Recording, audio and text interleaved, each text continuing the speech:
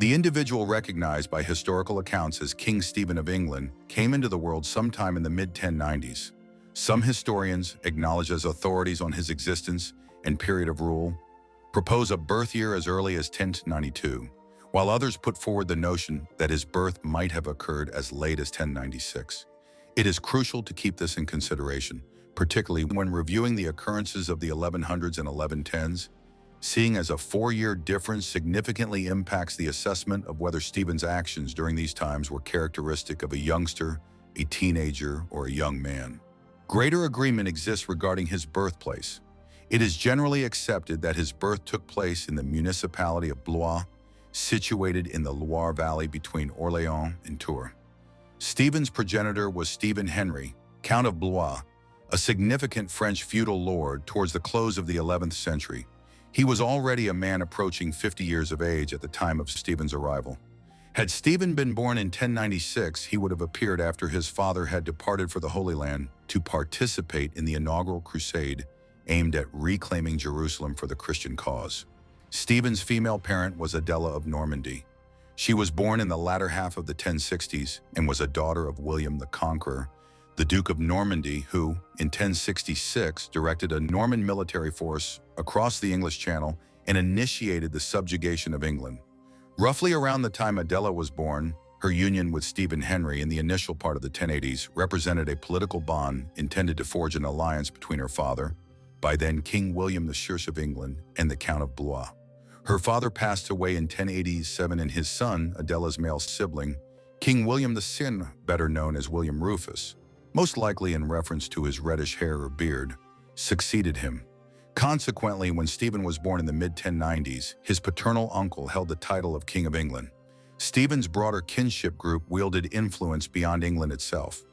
When William the Conqueror subdued England, he already served as Duke of Normandy and had expanded his authority over some adjacent territories in northern France as well, such that the lineage controlled lands on both sides of the English Channel. Indeed, the conqueror regarded his primary function to be that of Duke of Normandy even after overcoming England, and he spent a large portion of the 1070s and 1080s in France, even subsequent to becoming ruler of England.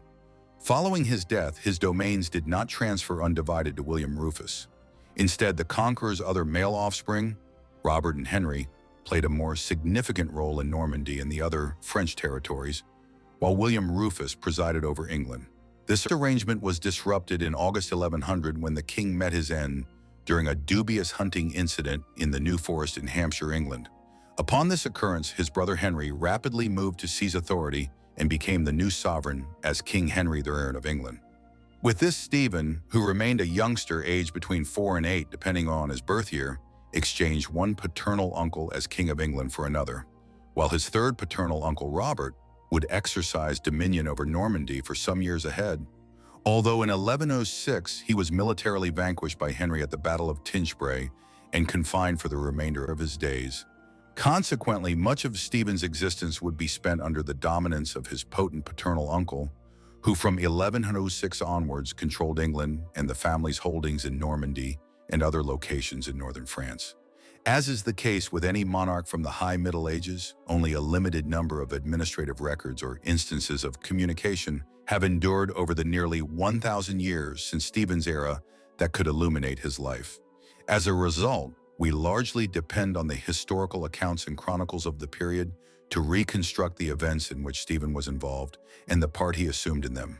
Regrettably, because it could not have been foreseen that Stephen would one day ascend to the throne of England, these chroniclers were not paying heed to the less prominent younger son of the Count of Blois during his earliest years, and thus our knowledge of Stephen's early life is limited. He was evidently brought up at home in Blois. He had numerous siblings, including an elder brother named William. Under typical circumstances in a society where primogeniture, the concept that the eldest son would inherit a noble title, was emerging in its complete form, one might have anticipated that Stephen would have spent his life in the shadow of his elder brother. However, William is believed to have faced some form of intellectual challenge. There is no precise description of this, but he acquired the rather blunt epithet William the Simple, which likely suggests a psychological or mental issue, one that largely prevented him from participating actively in political and military matters. In his stead, Stephen and his other elder brother Theobald demonstrated early on that they were the most capable among Stephen, Henry, and Adela's sons. Another brother of theirs died at a young age. Stephen received a reasonably good education during these years, according to the standards of the time. While his grandfather, William the Conqueror, was unable to read or write, Stephen was taught literacy and was proficient in understanding Latin, a marker of the resurgence in learning occurring across Europe during this era as the continent's first universities were established and began to produce new generations of scholars and instructors. Stephen's father was absent during his earliest years. He participated in the First Crusade to the Holy Land, which successfully resulted in the establishment of several Christian states there in 1098 and 1099. The contribution of the Count of Blois to the undertaking was questionable. Though he was present at the siege of the city of Antioch in 1098, he deserted the crusade to return home at a critical juncture in the assault on the city.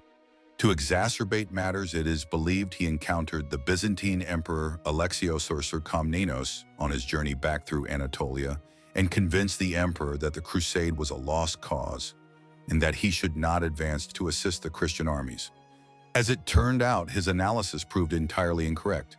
In following the successful capture of Antioch, the Crusaders proceeded to conquer almost the entirety of the region, corresponding approximately to modern-day Lebanon, Israel, and Palestine, as well as sections of Syria and Jordan. During his absence in the east, Stephen's mother, Adela, headed a regency administration in Blois.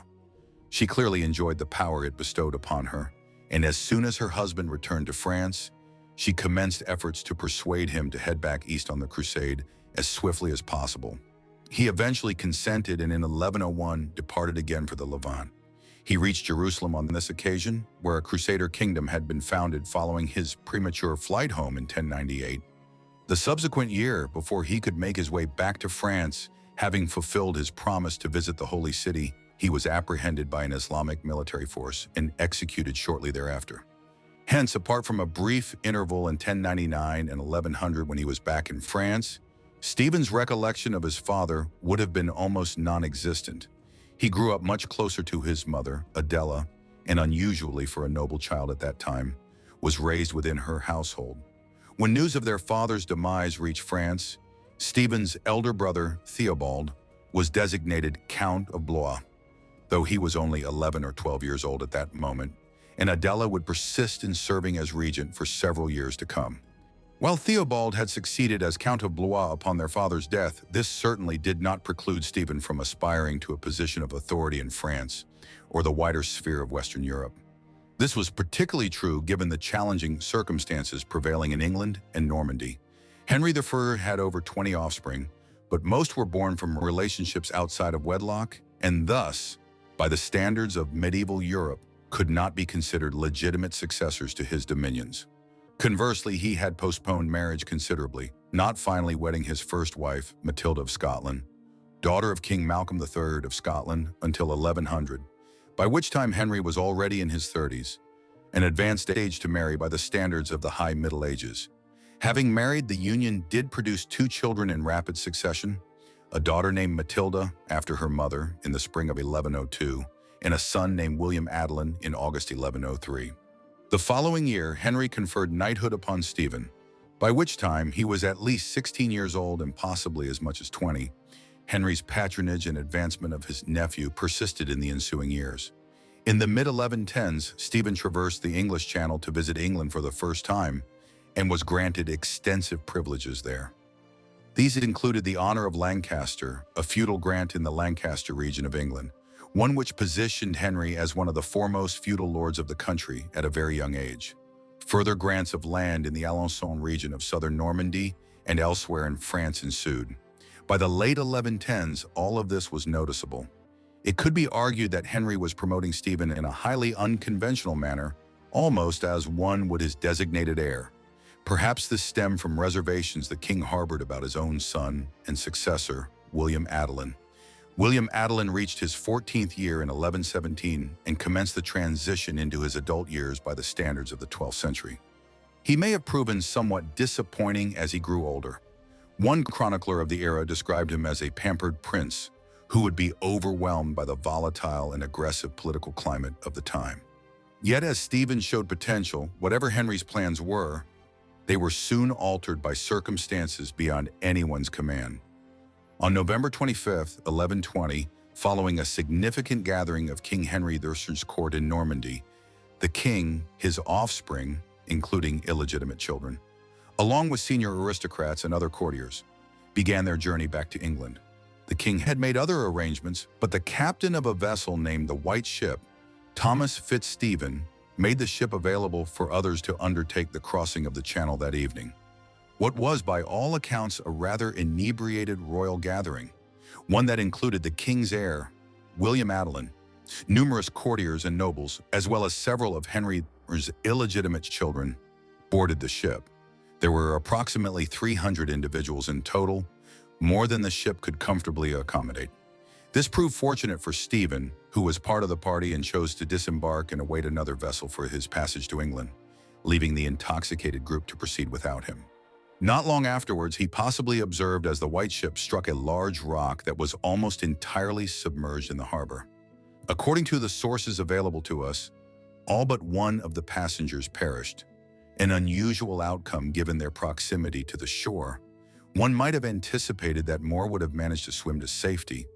Among the deceased was William Adelin, King Henry's sole legitimate son and heir.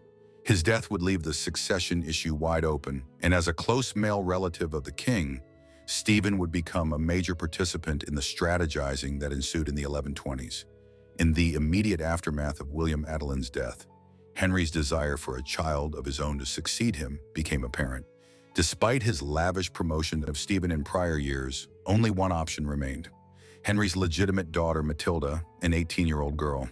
She had already been married for several years to Henry IX, the Holy Roman Emperor, and the most formidable feudal lord in a politically fragmented Germany. Despite the fact that she was female and resided elsewhere in Europe, having been absent for many years, Henry moved to designate her as his heir following the catastrophe of the White Ship. Admittedly, he also attempted to strengthen the succession in other ways. His first wife, Matilda of Scotland, had died in 1118, and Henry remarried shortly after the White Ship incident, this time to Adeliza of Louvain, a daughter of the Count of Louvain and a woman likely little more than 17 years old at the time of the marriage. The hope was that this second union with someone having many childbearing years ahead would produce a new legitimate male heir. But this hope was not realized. The marriage would not result in further children for Henry, its barrenness most likely attributable to the king's own advanced age, as Adeliza would have a child many years later when she married for a second time. What this signified in the 1120s and 1130s was that Matilda remained Henry's only living legitimate child and the heir to the throne of England. By the mid-1120s, there were already indications that Matilda would be a challenging prospect as Henry's heir. In France itself, it was generally accepted that a woman could not succeed as a queen regnant or major feudal lady, the belief being firmly rooted that a ruler's primary duty was that of a military commander, which was seen as precluding women from ruling. The situation presented more complexity in England, a nation that has experienced numerous female monarchs throughout the centuries. Henry hoped to appease his feudal lords and secure their acceptance of Matilda as his heir. In 1128, after her first husband, Emperor Henry IV, died in 1125, she was remarried to Geoffrey Plantagenet, the Count of Anjou, one of the more influential lords of northern France whose lands bordered the southern edge of the Duchy of Normandy. However, this backfired when the unpopular Geoffrey made the lords of England and northern France even more hesitant to recognize Matilda as the king's heir. The animosity was compounded by the high levels of taxation Henry was levying at the time to finance several border conflicts in France. Undeterred, Henry convened assemblies of his lords, including Stephen, on several occasions between 1127 and 1131 to administer oaths from them to accept Matilda as his heir upon his passing. Furthermore, Matilda's mother was Mary of Scotland, a daughter of Malcolm III of Scotland. Hence, Matilda was a niece-in-law of King Henry, her mother having been the sister of Henry's first wife. Accordingly, the marriage was politically shrewd and became even more significant within weeks of the wedding when Matilda's father died without a male heir, and she and Stephen ascended as Count and Countess of Boulogne, further solidifying Stephen's position in northern France and on the southern side of the English Channel. From his new lordship in Boulogne, Stephen continued to position himself to be a prominent figure in the succession politics of the latter half of the 1120s and into the 1130s. He remained highly esteemed by his paternal uncle, who had facilitated the marital union with Matilda of Boulogne. Stephen reciprocated this favor by acting as Henry's representative in the region encompassing northern France and Flanders, in what is now Belgium. Here, William Clito, the son of Henry's brother Robert, was plotting to become Count of Flanders, one of the most potent feudal domains in northern Europe during the High Middle Ages. Henry was anxious to prevent this, and Stephen accommodated him by undermining William Clito's endeavors. This all contrasted sharply with Henry's relationship with his daughter and heir, Matilda, and her husband, Geoffrey of Anjou. They were pressuring Henry to commence transferring power to them before his death, primarily by relinquishing control of castles and lands in northern France. Their argument that this would ease the succession to Matilda once Henry died was logical, but Henry did not perceive it as such. In the final years of his life, witnessed a noticeable strain between the king and his daughter and son-in-law. It was under this cloud of deteriorating relations with his family members that the aging King Henry passed away at the commencement of December 1135. Chroniclers of the time suggested his demise was due to consuming an excessive number of lampreys, a type of fish. Perhaps this did contribute to his death, but in any case, Henry was well into his 60s by then, an old man by the standards of the 12th century. As news of the king's death circulated, Stephen was advantageously positioned to present himself as a potential successor. The king had died in Normandy, and Stephen received the news before most other claimants to the throne, as he was not far away in Boulogne at the time. Geoffrey and Matilda were further south in Anjou, and their unpopularity at that point was such that few supporters rallied to their cause. Another plausible successor was Stephen's brother Theobald, the Count of Blois, though it soon became apparent that he too lacked the kind of support available to Stephen. Stephen moved swiftly to exploit his favorable situation. He and his closest adherents mobilized and rapidly crossed the English Channel to arrive in England within days of Henry's death. There they encountered some opposition from Matilda's supporters. Nevertheless, by December 8th, Stephen was near London, and in the days that followed, he cemented popular support for his accession in the capital and began assuming control of the levers of government. Over the subsequent week, an agreement was reached with the Archbishop of Canterbury, William de Corbeil, whereby, despite the Archbishop's oath to support Matilda's succession, he consented to crown Stephen as the senior ecclesiastical lord of England.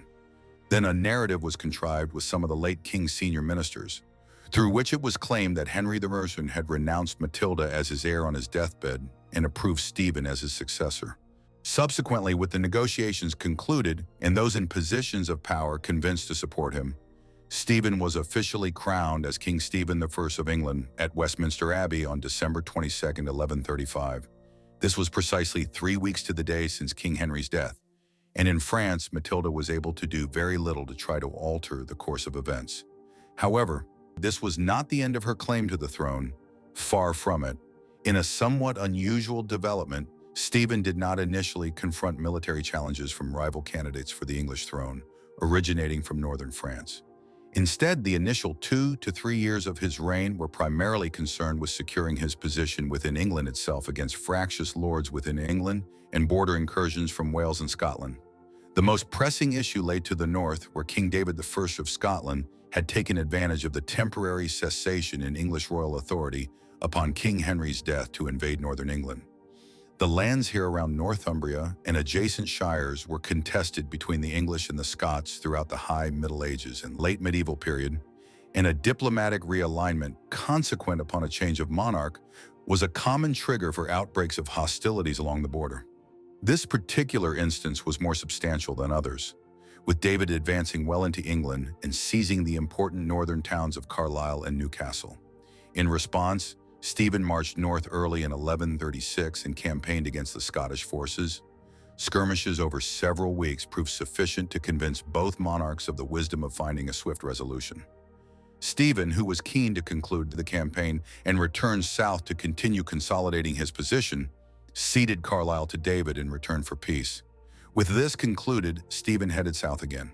No sooner had he returned southwards than Stephen had to deal with an incursion by several Welsh lords into the March region between eastern Wales and the English West Midlands. These were Robert, Earl of Gloucester, an illegitimate son of King Henry III, and thus a half-brother of Matilda's. He was one of the foremost peers of the realm and had expressed his discomfort from the outset regarding the manner in which Stephen had seized the throne in December 1135. In 1138, he consented to take up arms in support of Matilda. The second was Ranulph de Gernon, 4th Earl of Chester. He was a leading Anglo-Norman magnate. Some of his lands in northern England had been relinquished by Stephen as the cost of peace with the Scots in 1136, and his resentment over this motivated him to join the revolt when it commenced in 1138. Thus, with backing from senior lords on both sides of the English Channel, Matilda and Geoffrey entered open conflict with Stephen. The initial phases of the war unfolded in 1139 when the Angevins, so termed because Matilda's husband was the Count of Anjou, invaded England from northern France.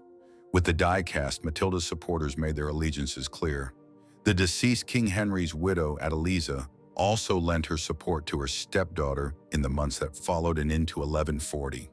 The battle lines were drawn as Matilda's faction gained control over much of northern England, where Ranulph of Chester was one of the preeminent feudal lords, and in western England, with the port city of Bristol emerging as a stronghold for Matilda in the region, bolstered by Robert of Gloucester's strong position there. Meanwhile, Stephen maintained control of the bulk of southern and eastern England, a position that afforded him control of London, Oxford, and the wealthier parts of England around Kent and Surrey in the south, as well as extending into East Anglia and beyond. Although some areas of the country would be gained and lost by both Stephen and Matilda's supporters over the years, this represented the general geopolitical landscape that would persist for much of the Civil War that was just beginning. Yet often the map was even more intricate as local lords and magnates, or even figures of the church like the Bishop of Ely, acquired control of small tracts of land and shifted their allegiances back and forth as they sought to benefit themselves during the protracted period of uncertainty. This chaotic situation, combined with the violence and the breakdown of royal authority, government, a factor that contributed partly to the civil conflict, earning the moniker the Anarchy. One of the most critical episodes in the entirety of the struggle commenced in the initial days of 1141, when Stephen and his adherents laid siege to Lincoln Castle, the lodging place of Ranulph of Chester and some of his closest companions. Stephen aimed to capture this crucial stronghold, positioned between East Anglia and York in the north. Initially, Ranulph appeared to be caught off guard, but the maneuver soon turned against Stephen when, in early February 1141, Robert of Gloucester arrived at Lincoln to relieve the siege and attempt to deliver a decisive blow against Stephen's cause. The ensuing Battle of Lincoln stood as one of the most significant confrontations of the entire Civil War, though it likely involved no more than 1,000 men on either side, indicative of the limited scale of warfare in 12th century England. Gloucester and his Confederates achieved the upper hand due to a sizable contingent of Welsh auxiliaries who had aligned themselves with Matilda's cause in 1139. As their position became clear, many of Stephen's most important knights and allies abandoned the field, and the engagement quickly devolved into little more than an effort by Stephen and a small group of knights to fight their way to safety. They did not succeed, and by the time the clash concluded, Robert of Gloucester and Ranulph of Chester had not only emerged victorious, but had also managed to capture Stephen. In the aftermath of the Battle of Lincoln, Stephen was escorted back as a captive by Gloucester to the West Midlands and presented to Matilda. She ordered his detention in Bristol Castle, and deliberations commenced concerning his fate. Matilda seemed to have secured a clear triumph, but Stephen was a crowned and anointed king, and under both canon and common law, he could not simply be eliminated without clear legal justification. Hence, several weeks of negotiations followed, during which several senior archbishops and bishops of the English Church signaled their readiness to endorse Stephen's deposition and Matilda's coronation as queen, though others declined. Ultimately, the breakthrough occurred when Stephen, from his confinement at Bristol, indicated that his supporters should permit Matilda to become queen. Under the circumstances, he likely felt he had scant alternative, and thus in April 1141, Stephen was, to all intents and purposes, deposed, and Matilda became queen. Unconventionally, she adopted the title Domina Anglorum, meaning Lady of the English, rather than queen. While many chroniclers of the High Middle Ages and for centuries thereafter referred to her as Empress Matilda rather than Queen Matilda, a designation stemming from her first marriage to the Holy Roman Emperor and her status as his Empress. Matilda continued to employ the title long after departing Germany. This ambiguity surrounding her title mirrored the realities of her limited power. When Matilda and her supporters attempted to descend upon in this volatile situation, with Matilda having temporarily prevailed over Stephen and the king himself imprisoned, yet with segments of England refusing to recognize Matilda, the political landscape in northern France also underwent a notable alteration. When news of Stephen's defeat and capture at Lincoln reached the county of Anjou, Matilda's husband, Geoffrey of Anjou, invaded the Duchy of Normandy and occupied a considerable portion of it. Stephen's older brother, Theobald, Count of Blois, did little to impede him, being mindful of both the difficulty of withstanding the Angevin onslaught given Stephen's declining fortunes in England, and also grappling with his own challenges against the French monarchy. The Angevins would maintain control over most of Normandy throughout the 1140s and into the early 1150s, and henceforth the Civil War would largely be confined to England itself. Geoffrey of Anjou even managed to secure formal recognition as Duke of Normandy from many of the Norman lords in 1144. Stephen's cause was at an extreme low ebb in the spring of 1141. However, all was not lost. Although a captive himself, his wife, Matilda of Boulogne, proved herself a capable advocate for his cause while Stephen was held at Bristol. She soon succeeded in reassembling an alliance of some of England's foremost magnates to resist Matilda's rise to power, aided considerably by Stephen's brother Henry, Bishop of Winchester. They also garnered the support of William of Ypres, the leader of a substantial contingent of Flemish mercenaries from the Low Countries. In the autumn of 1141, their combined forces advanced towards Winchester, where Matilda and Gloucester's armies were attempting to secure the region for her and persuade the lords there to acknowledge Matilda's accession as queen. What ensued at Winchester on September 14, 1141, was a direct reversal of the outcome at the Battle of Lincoln 7 months earlier. Matilda's forces were routed and severely defeated, and Robert of Gloucester was taken captive. In the aftermath of the engagement, Matilda of Boulogne and Bishop Henry of Winchester were able to exchange Gloucester's release for Stephen's freedom. Liberated in early November 1141, Stephen began to re-establish himself as king, and in December, he and his wife underwent a second coronation as a means of reaffirming Stephen's position as King of England, and in an effort to delegitimize Matilda's accession months earlier. Matilda was never formally deposed, and thus throughout the 1140s, there existed a rival queen regnant in the person of Empress Matilda and a king regnant in the person of King Stephen. The anarchy would persist unabated for many years to come. Despite the dramatic occurrences of 1141, having fortuitously regained his liberty in the late autumn of that year and commenced restoring his authority, everything nearly ground to a halt for Stephen the following year. Early in 1142, he fell gravely ill. The cause of his illness has never been definitively determined. It could well have been the case that the circumstances of his imprisonment at Bristol Castle for several months the previous year had weakened his constitution and left him unwell. The conditions might have been such that pneumonia or any number of other ailments were possible. Regardless of the cause, it is clear that contemporaries believe Stephen was on the verge of death in the spring of 1142. Then, somewhat remarkably, he made a swift recovery and launched an energetic new military campaign, one in which he managed to temporarily win over Ranulph of Chester to his side in the war, before laying siege to Oxford in the autumn of 1142. Empress Matilda was present there at the time, and Stephen came very close to capturing her, an event that would surely have led to a major shift in the course of the war had he succeeded. It was not to be, though, as Matilda and a small group of close supporters slipped out of Oxford Castle under the cloak of night and made their way westwards. Following the dramatic events of the years between 1140 and 1142, the subsequent years in the mid-1140s saw the Civil War enter a period of stalemate. Neither side achieved a major breakthrough, although simultaneously there were nearly constant clashes between regional adherents of both Stephen's and Matilda's causes. The conflict was extremely destructive, and many chroniclers of the time noted the devastation wrought across England and northern France. Agriculture was disrupted across the Norman dominions, and there was a general economic downturn after a prolonged period of improvement under Henry the Herse. Numerous castles were razed, and towns and villages brutally sacked by roving bands of soldiers on both sides of the divide.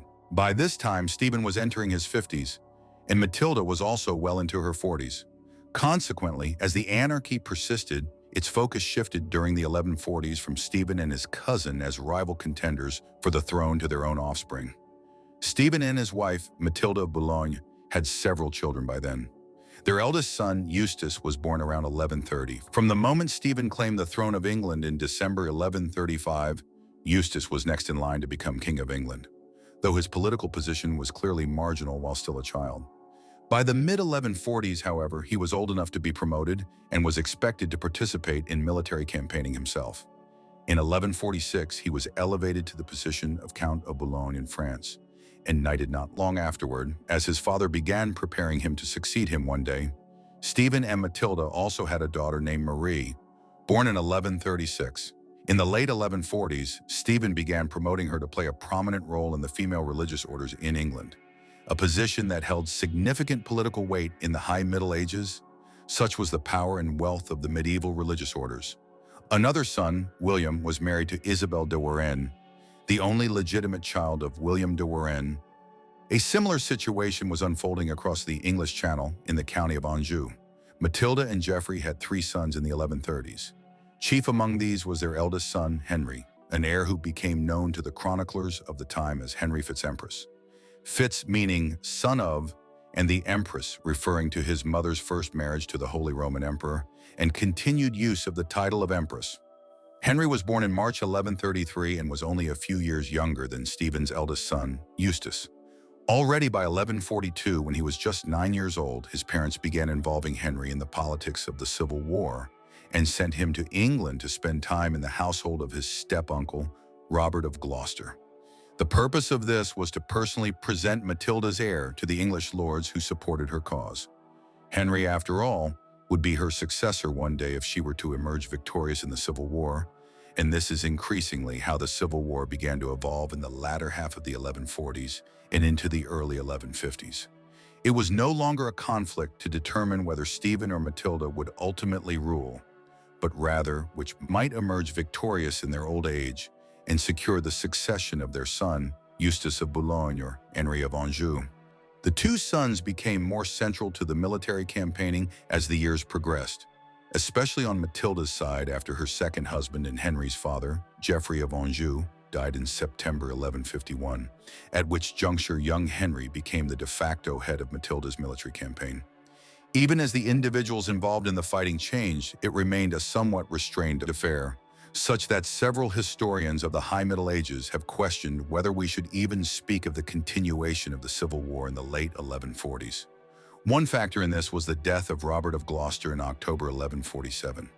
With the passing of one of Matilda's foremost supporters in England, the political and military landscape shifted further, such that Stephen and his allies were now more secure in their control of England, while Matilda and the supporters of the Angevins continued to control the Norman dominions across northern France. Another development was the Second Crusade to the Holy Land, which commenced in 1145 and lasted until 1149 in response to the conquest of the county of Edessa by the Muslim powers of the Levant in 1144. This drew many of the lords and soldiers who might have continued the war between Stephen and Matilda away from Western Europe to the east. In this environment, Henry attempted to launch several invasions of England in the latter half of the 1140s, but these achieved very little.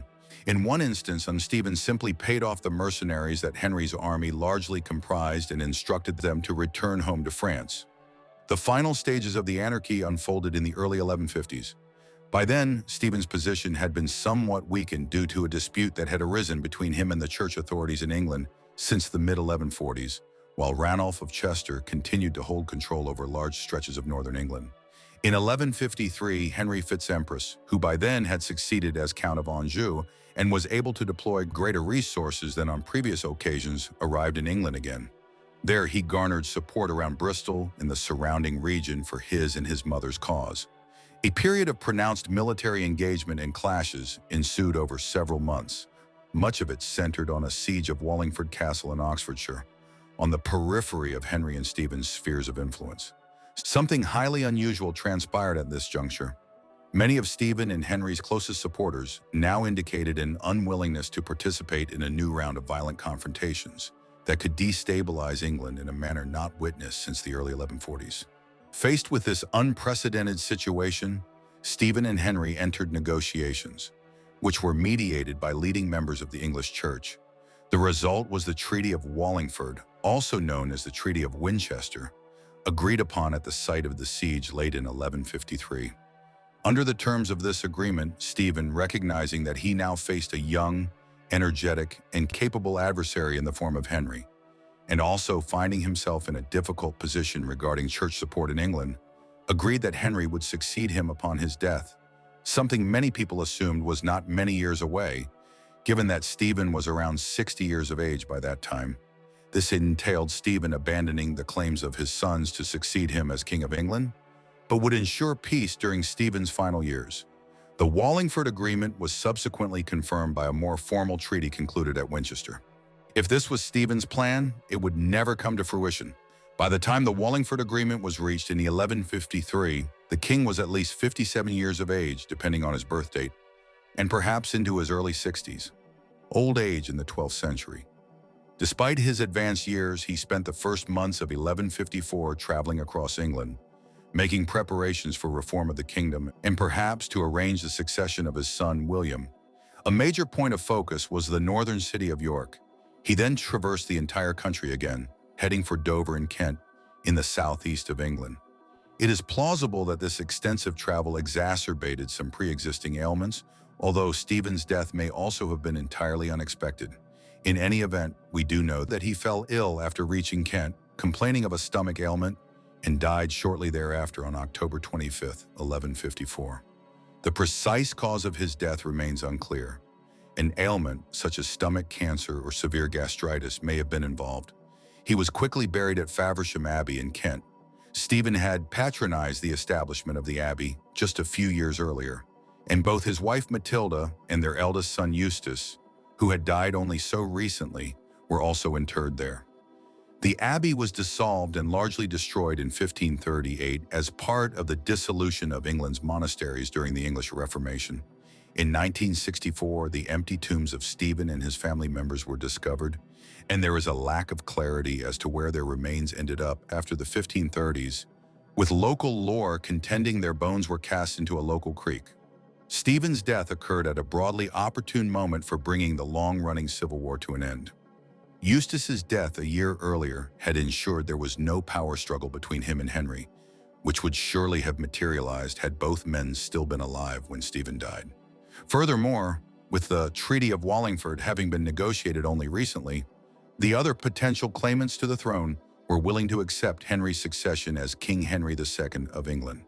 This new period of England's history is referred to as the Angevin Empire, signifying Henry's lineage through the House of Anjou and the extent of his territorial holdings on both sides of the English Channel.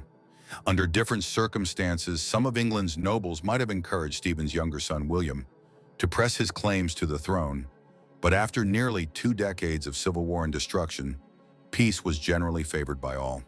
Henry II settled into a lengthy reign. He would rule as King of England until 1189, though in time his own fractured family would sow disorder across England and Normandy. While the succession of his son John as king in 1199 ushered in an era in which the Angevins lost the bulk of their lands in northern France. Periods of civil war and disorder would punctuate England's medieval history every few decades for centuries to come. King Stephen has often been viewed unfavorably by historians of England and France in the High Middle Ages. The reasons for this are apparent.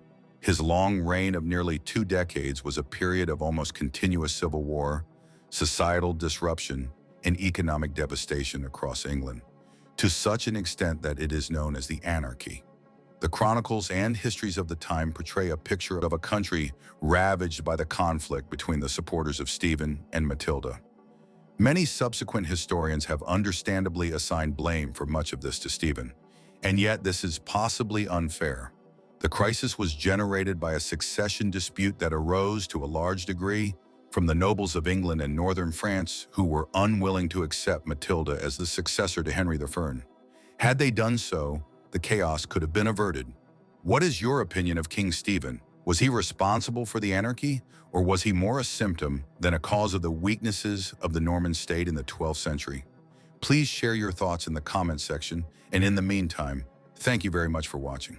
Alliances. A king of France resided here.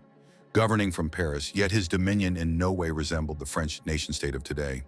While lords such as the Dukes of Normandy and the Lords of Anjou were nominally subordinate to the French king and owed him feudal homage, Germany was similarly divided into dozens of duchies, counties, and principalities.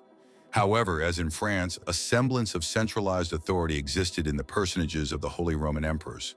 At the time of Matilda's birth, Emperor Henry IV held the title of Holy Roman Emperor, though from 1098 onwards he had begun ruling in concert with his son and heir, the future Emperor Henry V. While it may have seemed like a distant realm to her as she matured, events in Germany would influence Matilda's life from a very young age.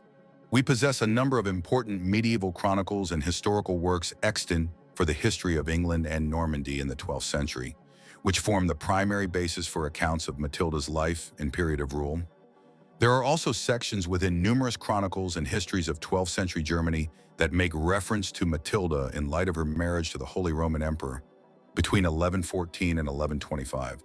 Many of the English chroniclers, including William of Malmesbury and Henry of Huntingdon, were contemporaries of Matilda and wrote extensively concerning her life and claims to the English throne.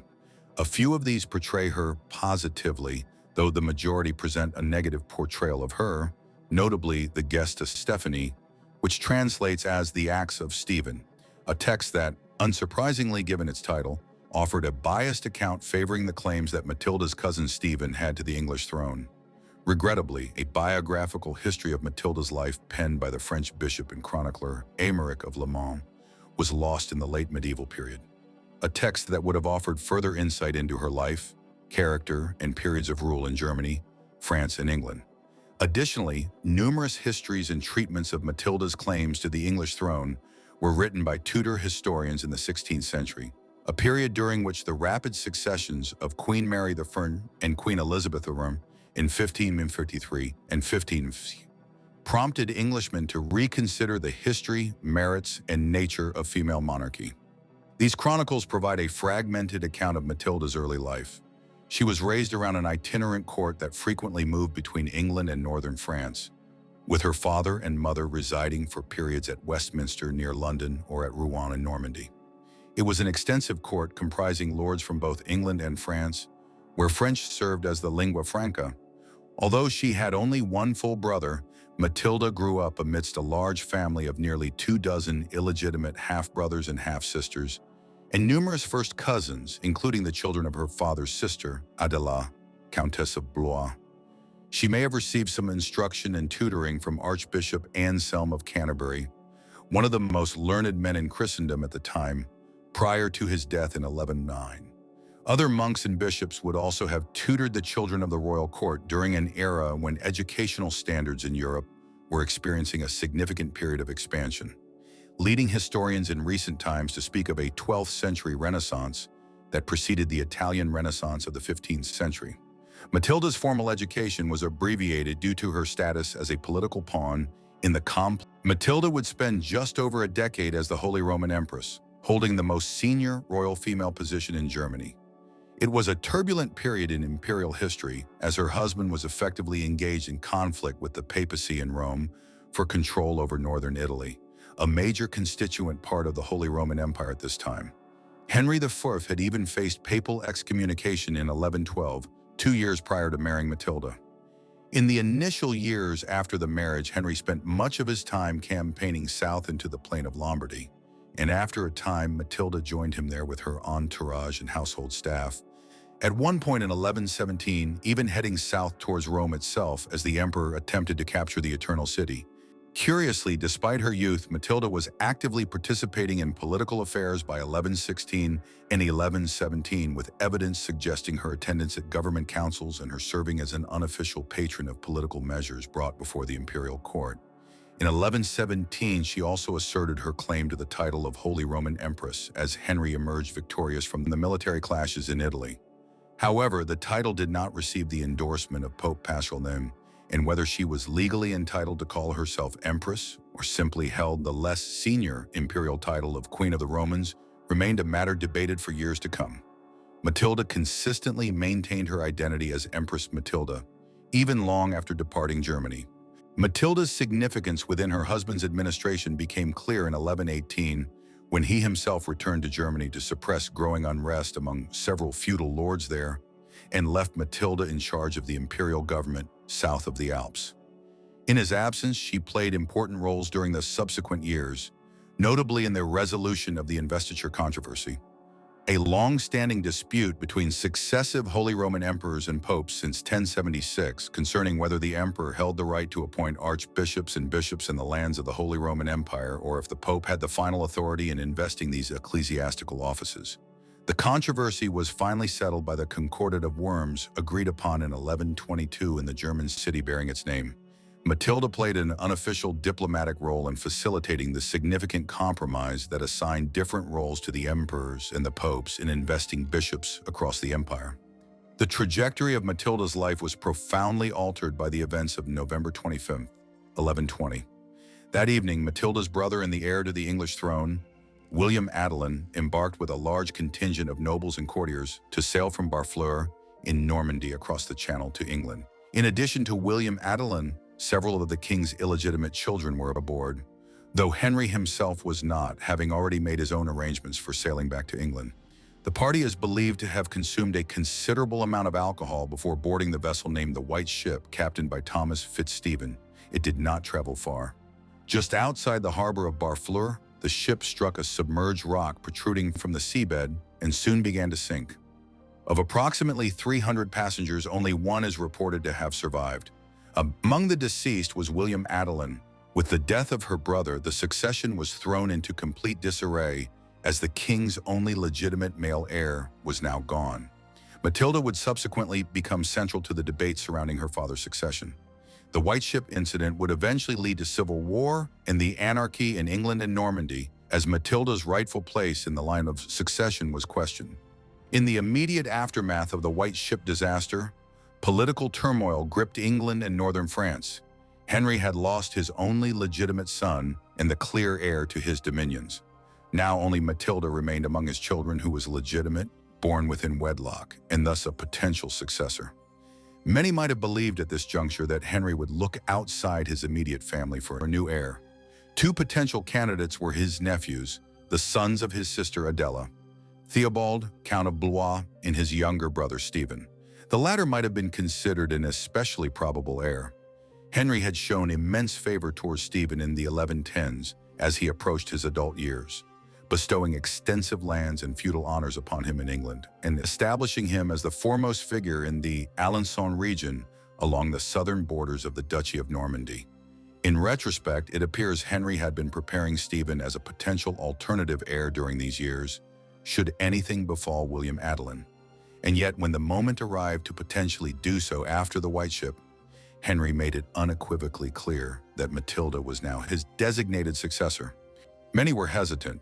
While England would accept female rulers in the centuries that followed, the prospect of a female monarch was considered problematic at a time when the primary duty of a ruler involved leading their feudal lords into battle. This was also the case in France, where traditional law stipulated that the position of queen regnant was not permitted. Instead, only a queen consort to a king regnant was recognized. Aware of these issues, Henry would summon his lords together on numerous occasions throughout the 1120s and into the early 1130s to administer formal oaths compelling them to uphold his plans for the succession. As a contingency, he also married for a second time to Adeliza of Louvain in 1121. This marriage, however, would prove even less successful than his first in producing legitimate children. No offspring resulted from it, and Matilda would remain Henry's sole legally viable heir. One of the other challenges posed by Matilda's potential succession was that she was an absentee heir. Back in 1114, she had married the Holy Roman Emperor Henry V. While this constituted a politically significant marriage to one of the most powerful figures in Europe at that time, it also meant that she was residing in Germany and other parts of Central Europe in the early 1120s, even as Henry was attempting to persuade his lords to accept her as his heir. In an age preceding any form of mass media like printing, maintaining a physical presence within one's dominions held extreme importance. This was why kings and queens routinely, ultimately the English king's son-in-law, Emperor Henry IV, resolved this problem by dying prematurely in May 1125 from some form of cancer while campaigning in the Low Countries. He and Matilda had no surviving children, though as noted, a child had been born years earlier but died in infancy. The imperial title thus passed to Lothair III of Supplenburg, Duke of Saxony. Freed from her marital bonds and with no children or family ties keeping her in Germany, Matilda returned home to England in 1126. There her father's knights and lords would have had their first sustained impression of the woman Henry desired to rule over them one day. To some extent, they should have felt reassured. Matilda was a poised, capable woman, one who, while perhaps unable to lead them into battle in the traditional manner, many would have believed could make a good queen. Still, others remained unconvinced of the feasibility of a female monarch, and others were more broadly disillusioned with the high levels of taxation the king was imposing, which intensified their opposition to his succession plans. After a period in England, Matilda crossed the English Channel and took up residence in Normandy. Here she continued to style herself as Empress Matilda, despite the death of her husband the Emperor in 1125, an affectation that subsequent chroniclers and historians were content to perpetuate, and Matilda remains known to history as Empress Matilda to this day. In France, her father soon arranged another marriage for her. This time, the proposed groom was Geoffrey Plantagenet, the son and heir of the Count of Anjou, Touraine, and Maine. The counties of Anjou, Touraine, and Maine constituted sizable feudal lordships situated south of Normandy, north of the county of Poitou, and west of Paris. They encompassed a substantial portion of north-central France, and so Matilda's marriage to Geoffrey was, at least ostensibly, a shrewd move that ensured Matilda would possess financial and military backing should she need to contend for her crown after Henry's death. Yet the marriage presented difficulties in other ways. Geoffrey was still 10 weeks shy of his 15th birthday when they married on June 17, 1128, and once he succeeded as Count of Anjou, Touraine, and Maine the following year, he soon cultivated a reputation for heavy-handedness that provoked animosity among some of the more minor lords of Normandy to the north. This further alienated some potential supporters of Matilda, though ultimately the resources Anjou was able to deploy after Henry's death proved crucial in keeping Matilda's hopes of claiming the throne alive. The late 1120s and early 1130s were challenging years for Matilda, much of which stemmed from the ongoing issues surrounding the succession. By this time, Matilda's first cousin, Stephen of Blois, was emerging as a clear rival. Back in 1125, around the time Matilda's first husband died and she began preparing to return to England, Stephen had married Matilda of Boulogne, who had just succeeded as Countess of Boulogne. This made Stephen lord of one of the foremost political entities in northern France, situated directly on the coast of the English Channel, as well as granting him further land. A reconciliation was achieved in 1131. However, the entire situation had irritated Matilda's father, who believed she was allowing her personal emotions to obstruct the need for a lasting political resolution to the succession crisis. The final years of Henry's life witnessed a steady deterioration in the relationship between king and daughter, though he never indicated any alteration in his thinking on the succession. That Henry remained steadfast in his determination to have Matilda succeed him was perhaps a consequence of the events of 1133. That spring, Matilda gave birth to her first child, a relief after a long and largely childless marriage to Emperor Henry III and several years of marriage to Geoffrey without an heir there either. Born on March 5, 1133 at Le Mans, the boy was named Henry by his parents after his grandfather. The king appointed statements to Matilda's father and the political realm at large that Matilda now possessed an heir of her own, and if she were indeed to become queen succeeding her father, it would serve as a transitional reign of sorts in preparation for the eventual accession of another King Henry one day. The king was overjoyed, and the birth prompted him to cross to Normandy to see his grandchild. A reconciliation seemed to have been effected between him and Matilda. It proved short-lived, though. A year later, Matilda gave birth to another son, this one named Geoffrey. The birth was difficult, and it appeared at one point that Matilda would die, leading to a new dispute with her father concerning the terms of Matilda's own will and her proposed burial site. Thus, the discord between father and daughter did not persist for long. Matilda's father died on December 1, 1135, while in Normandy. Although he was around 67 years of age at the time, he had been campaigning in northern France against a rebellion of some of the lords of Normandy at the time of his death. Although the king had never wavered from supporting Matilda as his successor, His daughter and son-in-law were offering some support to the rebel lords at the time of Henry's death. The king's death was rumored to be due to consuming an excessive number of lampreys, a type of fish. Perhaps some form of food poisoning was involved, although his death at such an advanced age could just as easily have resulted from natural causes. As the news spread, it became evident that not all of Henry's lords and knights intended to support Matilda's claim to succeed him. Instead, many began scheming immediately. Stephen of Blois, Matilda's first cousin, quickly seized the initiative. Within a week of the king's death, he was in England, gathering support from senior church figures and nobles. He then gained the acclamation of the people of London and finally was crowned as King Stephen I at Westminster Abbey on December 22, 1135, just 3 weeks after Henry's death. Stephen had managed to secure the crown in contravention of the wishes of Henry I, largely due to favorable timing and positioning. When news of the old king's death began to spread, Stephen was not far from Normandy and Boulogne and was best placed to cross quickly to England. The same could not be said of his brother, Theobald of Blois, another potential candidate for the throne. Similarly, Matilda was further south in Anjou and had barely enough time to react before news arrived that Stephen had been crowned at Westminster in England. Another reason why Matilda was able to do little to prevent Stephen from seizing the crown was that she was pregnant again when her father died, and in mid-1136 would give birth to her third and final son, William. Each of her sons, Henry, Geoffrey, and William, would be known to contemporaries and for centuries to come by the names Henry Fitz-Empress, Geoffrey Fitz-Empress, and William Fitz-Empress. Fitz meaning son of, and Empress, referring to Matilda's decision to continue using this title long after the death of her first husband. Matilda and Geoffrey did not immediately commence a war with Stephen to attempt to reclaim the throne from Matilda. They simply were not in a sufficiently strong position to do so.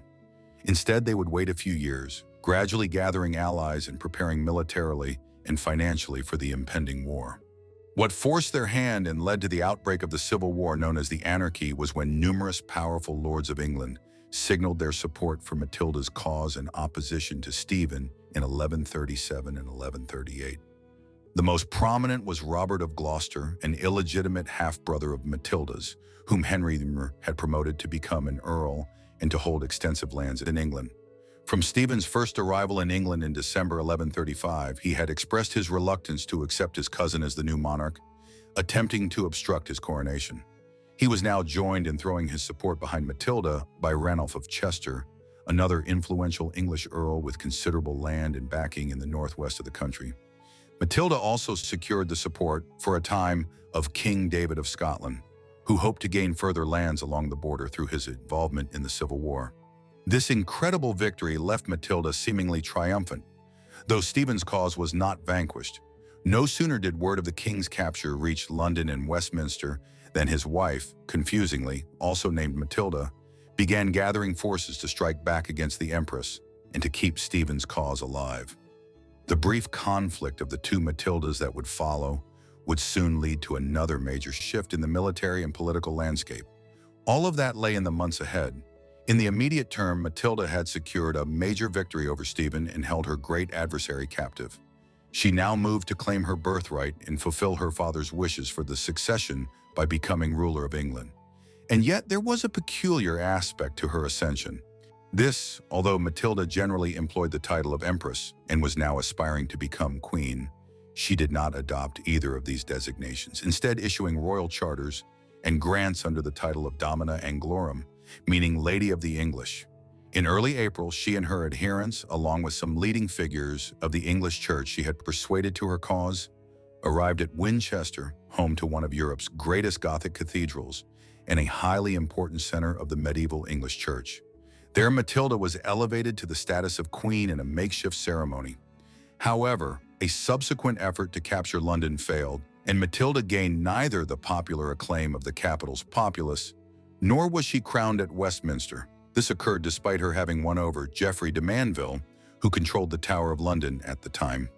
Yet when Matilda advanced to attempt entry into London, the inhabitants clearly indicated their unwillingness to permit her access. Some were not surprised. She did, after all, have the agreement of Stephen himself, who instructed some of his supporters to consent to Matilda's coronation, perhaps fearing he would be murdered at Bristol if he did not. Nevertheless, many people continued to regard Matilda's coronation as entirely illegitimate. Matilda did not have long to savor her success.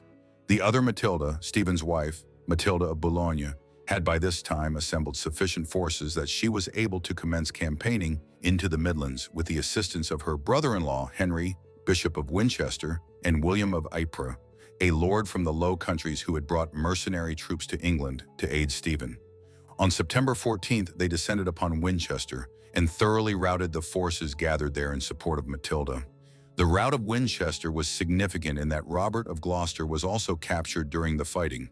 With her foremost ally and half-brother now in the custody of Stephen's wife and his allies, Matilda had no alternative but to arrange for Stephen's release from Bristol. Hence, not much more than half a year after defeating Stephen at Lincoln, capturing him, and having herself proclaimed as Lady of the English, Matilda was compelled to release her cousin, and the Civil War reverted to being as contentious an affair. This was a period marked by a truly peculiar number of instances in which the leaders of the Civil War were captured, imprisoned, escaped, or narrowly avoided detention. Matilda herself experienced two close calls. The first occurred in 1141 when she was at Devizes Castle in Wiltshire.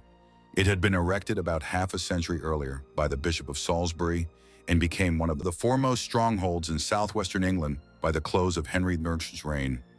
Matilda was here in 1141 when some of Stephen's forces arrived. They appear to have been unaware that Matilda was at Devizes.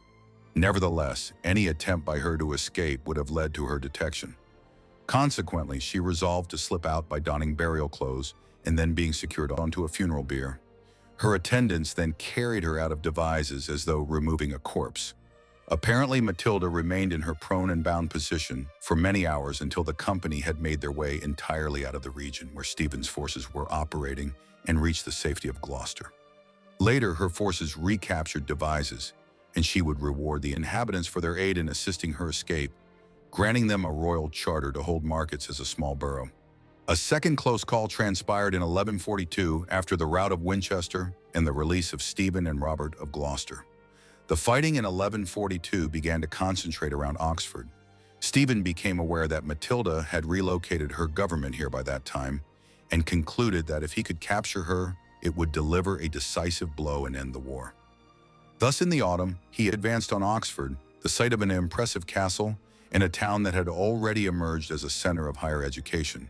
Caught off guard by the advance of Stephen's forces, Matilda and her followers were trapped inside Oxford Castle as a siege commenced from September 1142 onwards. By the winter, over 2.5 months into the siege, conditions inside were dire, with Matilda and the others facing shortages of all manner of supplies. Stephen's plan to capture her was nonetheless thwarted in December.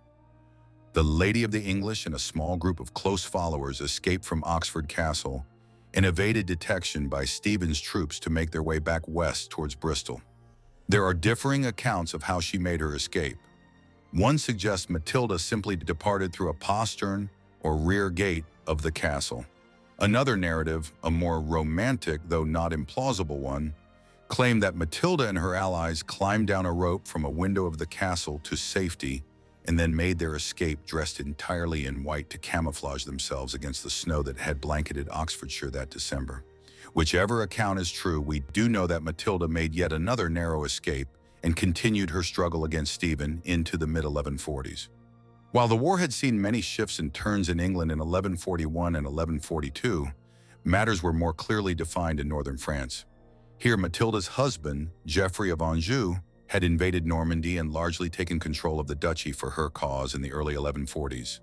Normandy would remain under Angevin control for most of the remainder of the war, with Geoffrey effectively adding Normandy to the counties of Anjou, Maine, and Touraine to become a French lord whose power could rival that of the King of France in terms of the extent of his lands and authority. By this time, the battle lines of the war had clearly solidified. France was lost to the Angevins, whereas in England, Matilda controlled the West Country, West Midlands, and part of northwestern England, while Stephen held a solid base of support in the south, the home counties around London, north to East Anglia, and further north towards York. The Midlands served as the front lines. However, the Anarchy, as the chronicles written at the time make abundantly clear, was causing devastation throughout England as local lords and knights exploited the chaos and the breakdown of royal power as an opportunity to expand their own land holdings and enrich themselves. The mid-1140s represented a period of relative inactivity in the Civil War compared to the dramatic events of 1141 and 1142. First, the two sides became evenly matched and consolidated their control over various parts of England. Then events far away to the east conspired to limit the scale of the conflict. In 1144, the county of Ardessa, one of the four major Christian Crusader states that had been established in the Levant as part of the First Crusade half a century earlier, was captured by a Syrian Muslim warlord named Zengi. When word of these developments reached Western Europe, a new crusade was preached and gained tremendous support. King Louis VII of France was among those who took the cross and headed for the Holy Land. With their feudal overlord having committed to the Second Crusade, many French lords, the backbone of Matilda's support in the civil war with Stephen, agreed to head east as well, though some were diverted to Iberia in the end, where Lisbon was conquered for the Christian cause in 1147. To compound matters, several of Matilda's other allies died during the mid-1140s, including Geoffrey de Mandeville, Earl of Essex, who was killed in a military clash against Stephen's forces in 1144, and her most steadfast ally, her half-brother Robert of Gloucester, who died nearing his 60th year in relatively peaceful repose at Bristol Castle in the late autumn of 1147. All of this ensured a lull in fighting during these years. The period that followed saw a fundamental change in the nature of the war. By then, Matilda's eldest son, Henry Fifth Empress, was entering what would be considered his teenage years today, but which in the medieval era were deemed to be the initial years of adulthood. In such a situation, he was increasingly presented as the potential future king if Matilda and her allies were successful in the conflict, with the possibility even that Matilda would rule in conjunction with her son. As early as 1147, at just 14 years old, Henry crossed to England from northern France at the head of a large force of mercenaries that had been hired to compensate for the loss of many troops who had departed on crusade. A symbolic changing of the guard followed as Robert of Gloucester passed away, and then Matilda herself departed England in 1148. The latter decision was partly motivated by a dispute between Matilda and the Bishop of Salisbury, Jocelyn de Behon, over the ownership of Devizes Castle, the stronghold in Wiltshire from which Matilda had made her dramatic escape disguised as a corpse back in 1141. The bishop claimed control over Devizes, even though Matilda often resided there. The political situation continued to shift in the period that followed. A critical moment occurred when Matilda's second husband, Geoffrey of Anjou, died suddenly and unexpectedly at just 38 years of age in September 1151. A chronicle written by John of Marmoutier claimed that Geoffrey had been attending a council of his nobles and advisors at Le Mans when he was suddenly struck down by a severe fever. His illness was rapid, and he died on September 7th. He was buried in St. Julian's Cathedral in Le Mans, where Matilda commissioned an effigy of him to be placed over his tomb. On this, his personal coat of arms, which included a blue shield and gold lions, was displayed in one of the earliest instances of the use of a heraldic coat of arms in medieval Europe. It is significant that Matilda commissioned this, and the coat of arms in question influenced the royal coat of arms of the English monarchs in centuries to come. Geoffrey's death otherwise cemented Henry's status as the leader of the war effort on his mother's side, as he became Count of Anjou, now aged 18, and effectively Duke of Normandy as well. Already emerging as a shrewd military leader and political ruler, Henry, in conjunction with his mother, began playing a diplomatic game in the early 1150s, whereby the papacy, the King of France, and the Lords of England were all courted to support Matilda's and Henry's claim to the throne, recognizing that diplomacy might achieve what war had failed to acquire over the preceding decade. On the opposing side, a rival was emerging to Henry, Stephen's eldest son, Eustace. Eustace was a few years older than Henry and was being presented to the English political nation by Stephen as his successor. This was even more relevant on that side of the English Channel, as Stephen was upwards of a decade older than Matilda, and it was probable that he would die before his first cousin. Thus, from Normandy in the early 1150s, Matilda was aware that the conflict was now to determine whether Eustace or Henry would succeed Stephen. The days when she might claim the throne herself and rule in her own right in the fulfillment of her father's wishes so many years earlier were passing. Events culminated around the siege of Wallingford Castle in 1153, where Stephen hoped to defeat one of Matilda's major English allies, Brian Fitzcount. Henry campaigned against Stephen to prevent this. After a stalemate had been reached yet again that summer, an agreement was concluded, known variously as the Treaty of Wallingford and the Treaty of Winchester. Through this, Henry agreed to cease his efforts to supplant Stephen and accept him as King of England, with the condition that upon Stephen's death, Henry would succeed him, not Eustace or any of Stephen's other sons. The Treaty of Wallingford had seemingly brought the anarchy to an end after 15 years of civil war and decades of tension over the succession. One wonders what Matilda's reaction was in Normandy when news of the agreement her son had reached arrived there. The settlement was perhaps not as secure as it appeared, though. In the months that followed, Stephen embarked on a flurry of activity to rouse his allies and tour England. This leaves the suspicion that he was making plans to attempt to renounce the agreement and recommence the war once the time was politically advantageous. However, just as the deaths of members of the royal family during the White Ship disaster in 1120 and of old King Henry I in 1135 had led to the anarchy, the deaths of two royals in quick succession ended it in the mid-1150s. First, Eustace died unexpectedly in August 1153, and then Stephen died just over a year later in October 1154. With this, the anarchy came to an end. Matilda was victorious, though the victory was largely for her son, who quickly secured control over the government of England after Stephen's death. He was crowned on December 19, 1154, as King Henry II at Westminster Abbey. Fittingly, during the ceremony, one of the crowns used was that which Matilda had brought back from her time married to Emperor Henry IV in Germany 3 decades earlier, a symbolic statement of how Henry's mother had kept her lineage's claim to the throne alive since her days as a young woman in Central Europe. With the death of Stephen and the accession of her son as King Henry II, Matilda found herself, for the first time in nearly 2 decades, not engaged in a war to claim her birthright and to implement the wishes of her father.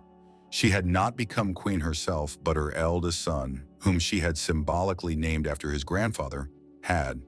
Matilda was victorious, and she now entered a period of quasi-retirement. She did not reside in England, remaining instead in Normandy and spending the rest of her life there. Although Henry was the Duke of Normandy, his mother acted as one of his senior representatives there. As the new king, unlike his great-grandfather and grandfather, William the Conqueror and Henry I viewed himself primarily as an English monarch rather than a French lord who merely happened to be King of England as well. During these years, there was also a symbolic effort to acknowledge Matilda's position as the daughter of King Henry III. Consequently, despite her retirement in Normandy, we possess royal charters and other government documents from the latter half of the 1150s and into the 1160s that bear both Henry's and Matilda's names and royal seals, a tacit acknowledgement that although Henry was the king, he had only become so through his mother stepping aside to allow him to succeed Stephen. Matilda was far from politically inactive in the years following her son's accession as king. Although most of the letters exchanged are lost, it is evident from the chronicles and other supporting evidence that Matilda maintained extensive correspondence with her son during the latter half of the 1150s and into the 1160s, with letters passing from Normandy to England and back again, as she advised him on many political matters. One topic on which she attempted to advise Henry concerned Thomas Becket, a leading prelate and politician who was appointed by Henry as Lord Chancellor of England shortly after his accession. In 1162, Becket was promoted to the position of Archbishop of Canterbury within the Church. This brought the formerly loyal Chancellor into conflict with Henry, as the pair clashed over the rights and privileges of the Church and the degree to which the Archbishops of Canterbury were answerable solely to the Pope in Rome, or also needed to seek the permission of the kings of England before acting on various matters. The dispute would intensify throughout the 1160s. Matilda advised Henry to de-escalate the situation. He did not heed her advice, and eventually in 1170, Becket was murdered in Canterbury Cathedral. Although the extent to which Henry sanctioned the assassination has been extensively debated ever since. She also advised Henry against launching a military expedition to Ireland in the 1150s to commence conquering the neighboring island from its many Irish lords. Perhaps she was correct.